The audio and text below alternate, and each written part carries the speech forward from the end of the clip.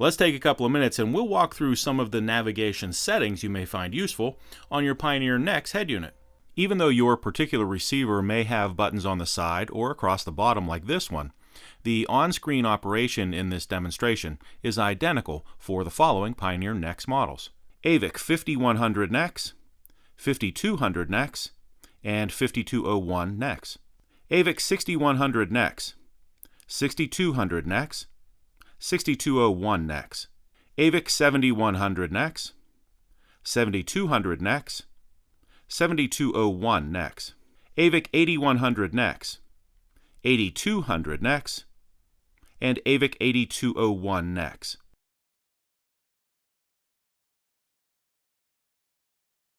From the main navigation screen, and right now I don't have any destination, any route programmed into the system, there's a couple of things that are on the screen that are very useful to you.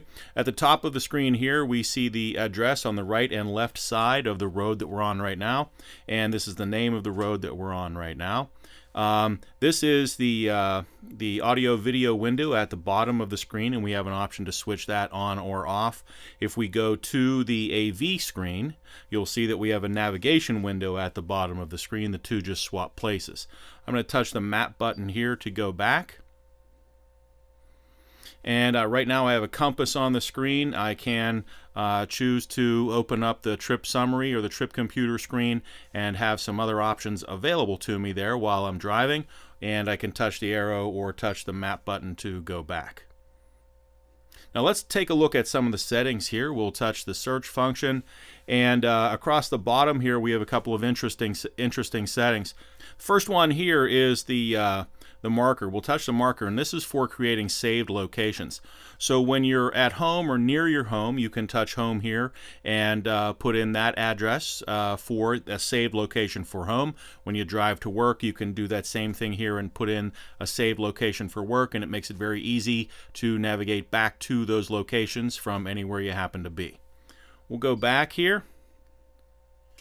And the next thing we'll see is the 3D image, and right now we're in a 3D image. If we touch this button here, we switch to a 2D or two-dimensional overhead view with the heading up. If we touch 2D again, we get the 2D, two-dimensional overhead view with north up. Touch it one more time, and we go back to a 3D view with heading up. And if we touch the person over here, we can add in different profiles for people who may drive the vehicle. So we're going to go back and back to our settings here. Now there's no settings on this particular screen. If we touch the arrow over though, we get to the settings screen. And we'll start off with route preferences. With route preferences, the first thing you want to do is choose the vehicle that you drive. If you drive a passenger car or passenger truck, you want to choose car in that location, in that instance. For other vehicles that this may be installed in, you want to choose those type of vehicles. You may get different routing depending on the vehicle that you choose. We'll go back. Next up is the route method. Right now we have the fast route method chosen. So there's the fast, easy, short, and economical route. Now, I'd just like to point out that the fast route and the short route may be very different routes. They may be very different, so be careful what you choose there. Make sure it makes sense for you. We'll close that up. Next is navigation mode, on-road or off-road. I'm going to use this mainly for driving on-road, so I'm going to leave that as my selection. And then we have road types here. So you can force the system to use highways or not use highways, toll roads, ferries, that sort of a thing in your driving. Set those settings however it makes the most sense for you. We're going to go back here, and let's go over to the sound settings next. Under the sound settings, we have the voice at 100%. Let's open that window. So this is the voice that you'll hear when you get turn-by-turn instruction, and this is the volume, not necessarily the type of voice that you'll hear. Have a nice trip. Drive carefully. And I can drag that way back here. Have a nice trip. Drive carefully.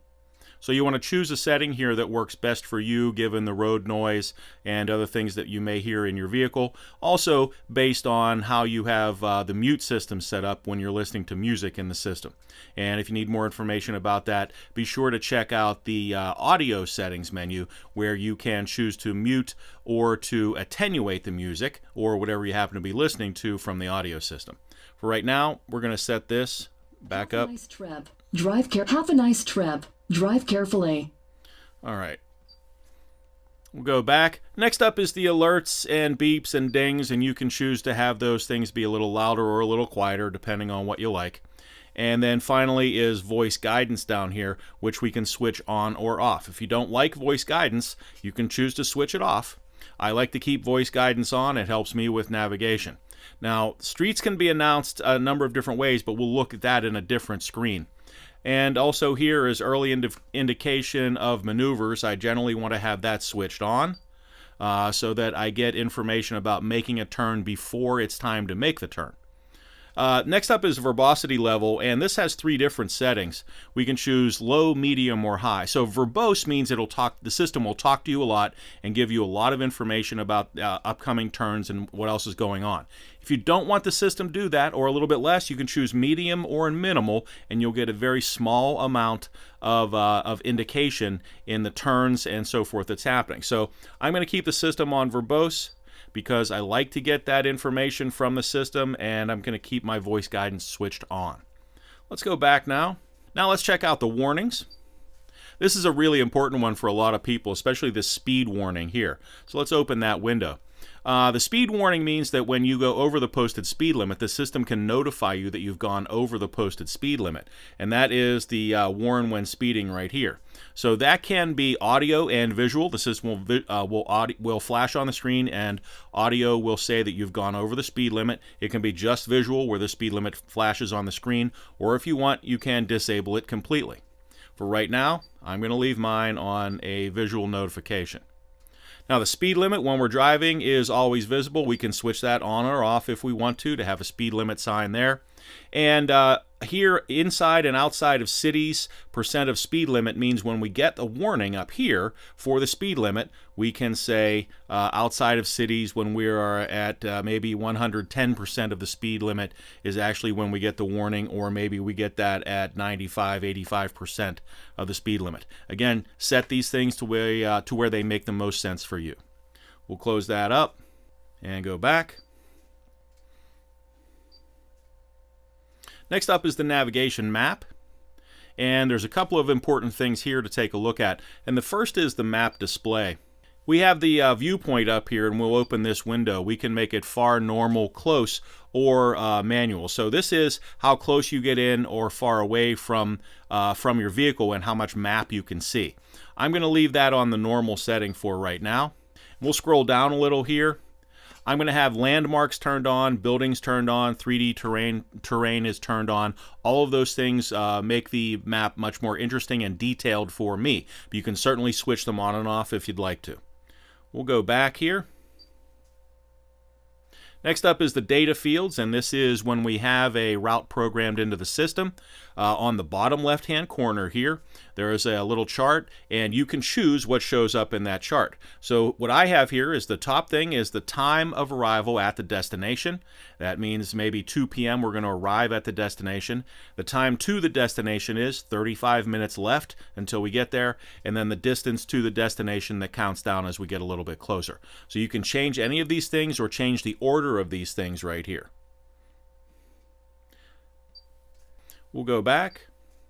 Next up is the route progress bar that you can switch on or off, and this is the green bar that shows up on the side over here that shows you how far along you are on your route. And we'll scroll down here to offer freeway services that you can switch on or off. Right now I have that switched on, and we need to determine what type of services will be displayed. And we can choose gas stations and what type of gas stations and other things that we want to see inside here. So you have a ton of different things that can be displayed by the system on the map automatically. You get to choose what they are. And we'll go back. Down here, I think these things are very important as well. I like to keep signposts turned on, but you can certainly switch it on or off right here. And signposts help me to see the navigation map and match up to what I'm seeing in real life.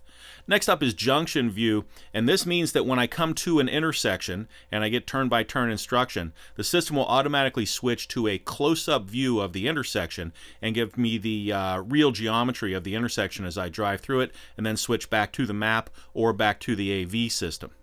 And tunnel view, if you drive in an area where there are a lot of tunnels, the system can show you inside a tunnel when you're in that area. We can have alternate routes offered to us as we're driving here. We can have parking around our destination and hints for detours, again, if there are traffic situations. So we'll go back here and go to the regional setting. There's a couple of important things in the regional settings. First up is the language that you choose. Choose the language that makes the most sense for you here. I'm going to choose US English. We'll go back. Next up is the voice language that you hear when an announcement is made in turn-by-turn instruction. And under US English, there are 3 different options. The first one here is a text-to-speech or a computer voice, but it will also announce street names for your turns. So we'll hear what that sounds like. Have a nice trip. Drive carefully. Then we have a male voice. Have a nice trip. Drive carefully. And the female voice. Have a nice trip. Drive carefully. You can choose whatever one works best for you there. Next up is the time zone. Now, the GPS system will automatically set the time for almost every application, but occasionally you may need to adjust the time. This is how you'll do that, and you can switch from automatic time zone to a manual of some sort other time zone. So we will close this up and go back and down to the display area here. The first thing here is the menu animations that you can switch on or off. If you switch them off, you'll see that we snap to screens rather than animating as we go to those screens. And I'm going to switch the menu animations back on. We'll go back.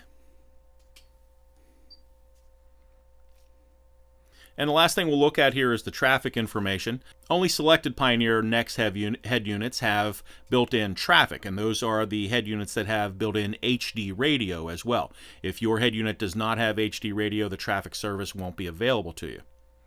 So here we're going to switch the traffic service on. The source is the HD radio, and we will use on-screen traffic information to determine routes as we're driving. So when we're done, we can just hit the map button to go back.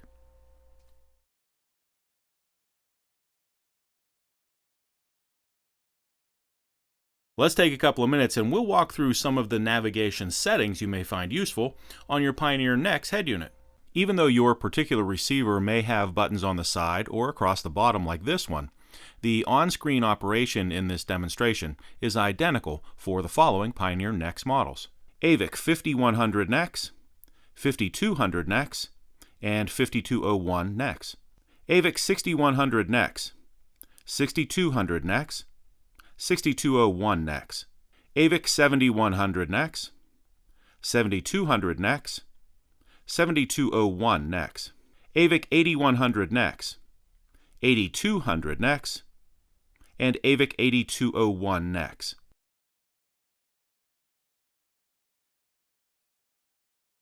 From the main navigation screen, and right now I don't have any destination, any route programmed into the system, there's a couple of things that are on the screen that are very useful to you. At the top of the screen here, we see the address on the right and left side of the road that we're on right now, and this is the name of the road that we're on right now. This is the audio video window at the bottom of the screen, and we have an option to switch that